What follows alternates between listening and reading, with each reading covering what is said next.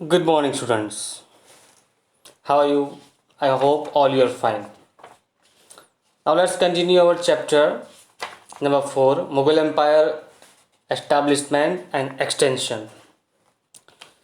Guys, identify this personality. Who was he?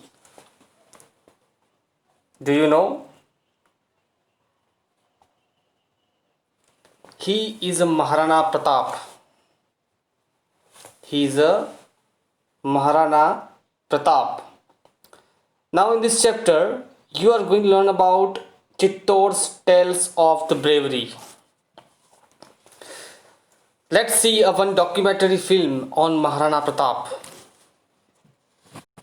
Ravan, जिन्हें काल भोज के नाम से भी जाना जाता है, इन्होंने सिंधु नदी की पश्चिम की ओर से बढ़ते आक्रमणों को सदियों तक रोके रखा।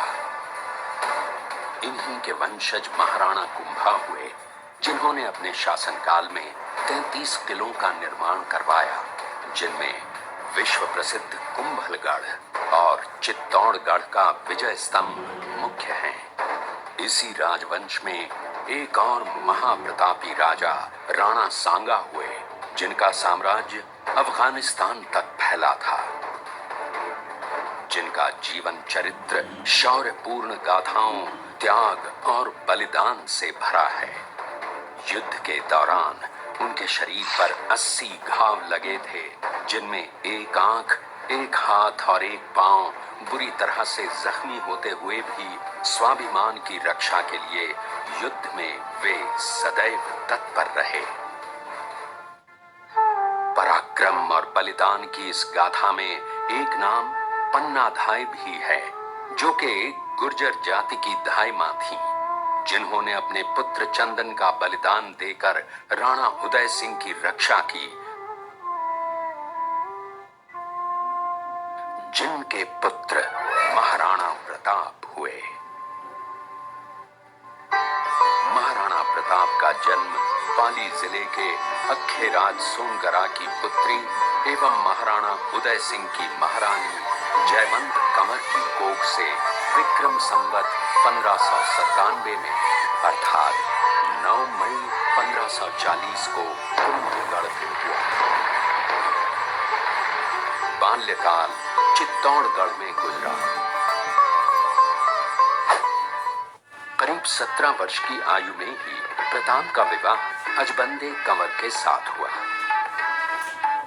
सन 1567 में अकबर ने जब चित्तौड़गढ़ पर आक्रमण किया, तो मेवाड़ के प्रमुख सरदारों और सेना नायकों के आग्रह पर महाराणा उदय सिंह ने चित्तौड़गढ़ छोड़ दिया।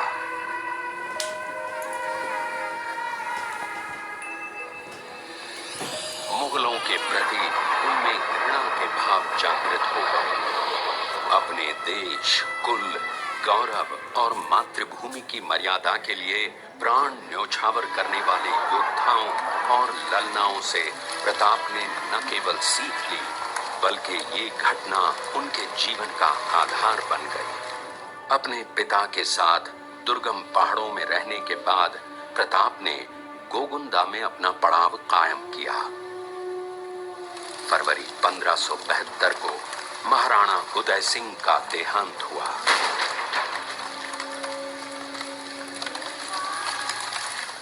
प्रताप की ज्येष्ठता और योग्यता को ध्यान में रखते हुए सरदारों ने उनको राजगद्दी पर आसीन किया।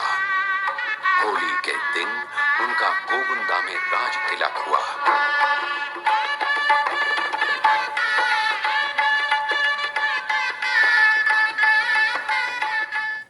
उस समय तक लगभग सभी राजाओं ने मुगल सम्राट अकबर की अधीनता स्वीकार कर ली थी। एकमात्र महाराणा प्रताप ने अपना मस्तक अकबर के आगे नहीं झुकाया। अपनी स्वाधीनता और सार्वभौमिकता के अधिकार को सर्वोपरि माना। अपने दृढ़ निश्चय का परिणाम प्रताप अच्छी तरह जानते थे। प्रताप मुगलों से लोहा लेने की तैयारी में जी जान से जुट गए। 18 जून 1576 की सुबह हल्दी घाटी और खमनोर के मध्य एक मैदान में ऐतिहासिक युद्ध हुआ। जो बाद में रक्त तलाई के नाम से जाना गया। महाराणा प्रताप की सेना गोगुंदा से हल्दी घाटी पहुंची, जबकि सेनापति मानसिंह के नेतृत्व में मुगल सेना ने हल्दी घाटी के ठीक नीचे मैदान में अपना मोर्चा जमाया। मुगल सेना के हरावल दस्ते द्वारा घाटी में घुसपैठ करने के प्रयास की प्रतिक्रिया स्वरूप महाराणा प्रताप की सेना मुगलों पर टूट पड़ी। प्रताप के हरावल सैन्य दलों का नेतृत्व पठान हाकिम खां सूद कर रहे थे।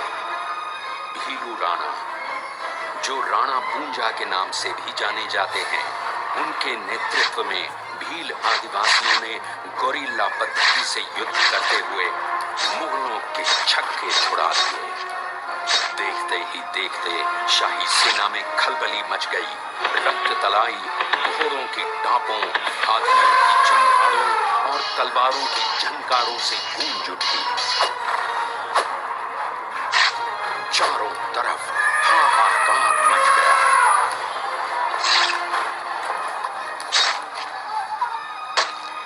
युद्ध का घटनाक्रम अचानक उस समय बदल गया जब प्रताप ने अपने घोड़े चेतक को एड़ लगाकर मानसिंह के हाथी पर चढ़ा दिया और उस पर भाले से भरपूर वार किया। मानसिंह हौदे में दुबक गया। हाथी से उतरते समय चेतक की एक टांग कट गई। इस स्थिति को भांपकर महाराणा प्रताप के हमशक्ल सेनापति झालामान ने महाराणा प्रताप से आज्ञा लेकर उनका राज मुकुट धारण किया। मुगल सेना झालामान को महाराणा प्रताप समझकर उन पर टूट पड़ी। झालामान शहीद हो गए। उधर चेतक ने अपने स्वामी को 5 किलोमीटर तक 3 टांगों पर ही लेकर एक बरसाती नाले को पार किया। उसके पश्चात उसके प्राण पखेरु उड़ गए। इस युद्ध से महाराणा प्रताप के मन पर गहरा प्रभाव पड़ा।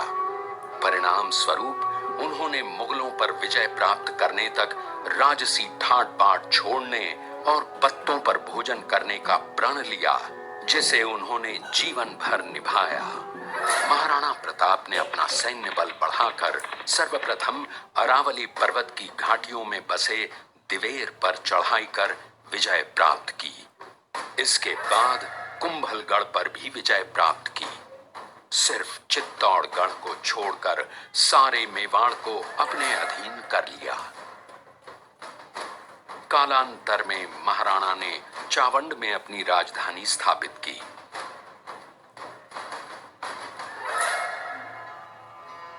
19 जनवरी 1597 को राणा प्रताप ने मात्र 57 वर्ष की आयु में इस संसार से प्रयाण किया।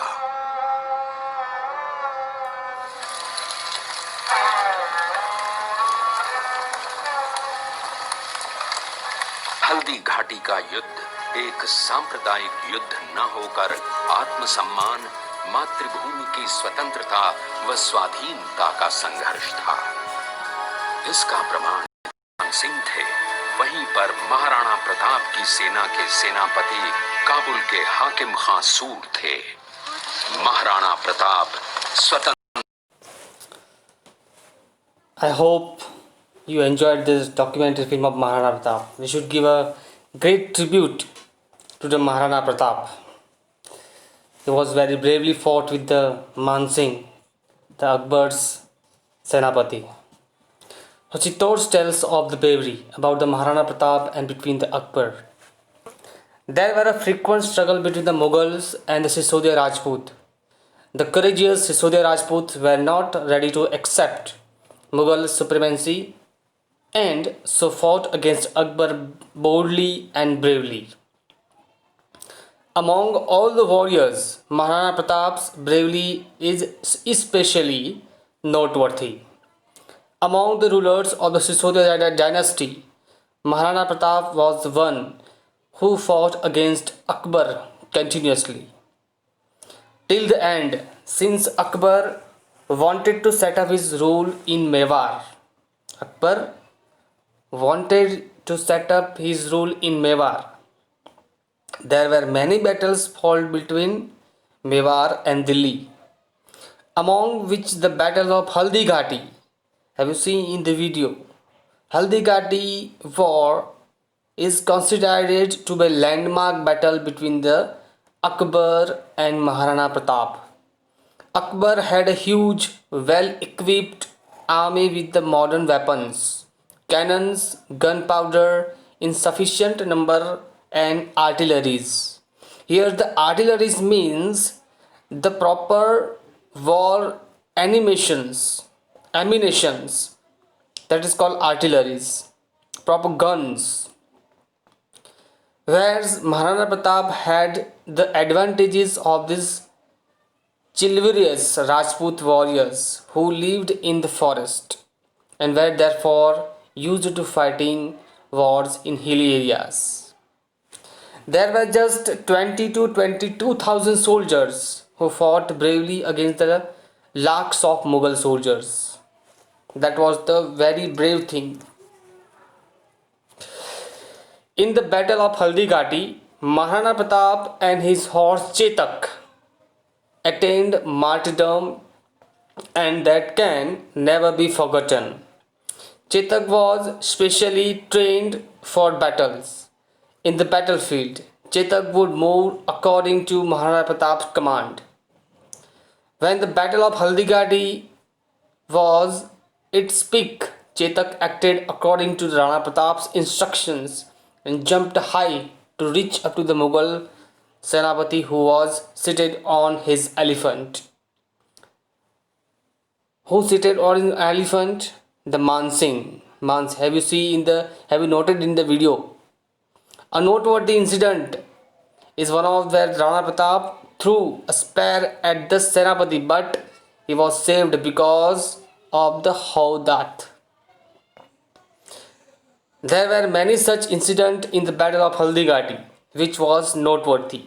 It is believed that when Maharana Pratap was injured, one of his leaders wore his kenpoi to distract the Mughal rulers. Chetak took the injured Rana Pratap away from the battlefield. There are many such incidents about Rana Pratap and Akbar mentioned in the history.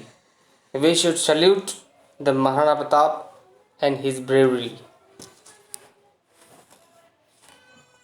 Maharana Pratap lost the battle against Akbar but did not give up.